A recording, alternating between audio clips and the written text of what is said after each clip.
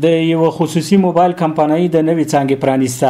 په دغه پرانیسته کې د ننګرهار ولایت د سیمه‌ییز چارواکو ترڅنګ ولسي خلکو او د موبایل پلورونکو او بیلابیلو کمپنیو استازو ګډون کړی و. ځایي مسؤلینو نه یوازې دا چې دغه اقدام وستایي بلکې د افغانستان امنیتي وضعیت د پانګونې لپاره خورا مناسب وباله او له پانګوالو یې وغوښتل چې د بیروزګارۍ د کچې او بهر ته په ناقانونه لارو د ځوانانو د تګ د مخنیوي پر موخه دی په هیواد کې پانګونه وکړي. دوی همدارس د حکومت په استازولۍ پانګوالو ته د هر اړخیزه همکارۍ ډاډ ورکړ او ترې غوښتنه یې وکړه چې ارزانه او د ښه کیفیت لرونکي تولیدات د بازار ته عرضه کړي. هغه ډول پانګونه په هیواد کې ماته صدقه ښکارېږي.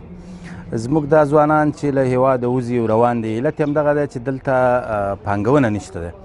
له ټولو پانګوالو تجارانو غوښتنه کوو له افغاني تجارانو څخه چې راشي خپل هیواد ته په خپل ولس رحم وکړي. هم ولس اقتصادي لحاظه جوړ وي او هم د تخنیک د لحاظه داسې وي چې کیفیت یې بیخي برابر وي تر څو زموږ ولس ورسره ونه ځوري. له دې ورخوا ځایي کاروباریان او د کرکټ د ملي لوبډلې پخوانی لوبغاړی کریم صادق هم په کور دننه پانګونه غوره اقدام بولي او له کمپنیو غواړي چې با کیفیته خدمات دې ترسره کړي.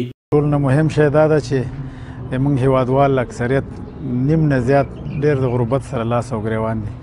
نو که داسې په ارزانه بیه باندې دوی ته داسې یو ښه کوالټي موبایل په لاس ورځي نو دا یو ډېره ستره پانګونه ده.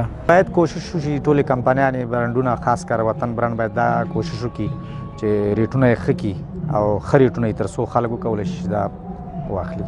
که چېرته ګران بیا خو نشي اخیستی. د دغه خصوصي کمپنۍ مسؤلین بیا په مستقیم او غیر مستقیم ډول سلګونه کسانو ته د کاري زمینو د برابرېدو خبره کوي او زیاتوي چې ښه با کیفیته او د خلکو اقتصادي وضعیت ته په کتو به ارزانه موبایلونه بازار ته عرضه کړي.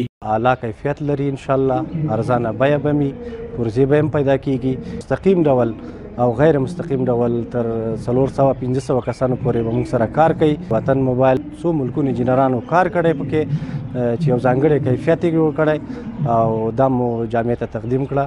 د ننګرهار د سوداګرۍ خونی مسؤلین په هیواد کې دننه د پانګونې چاره ستایي او د هر اړخیزې همکارۍ او د لازمو مشورو د ورکړې ډاډ ورکوي. سباون ساحل، وحدت نیوز، ننګرهار.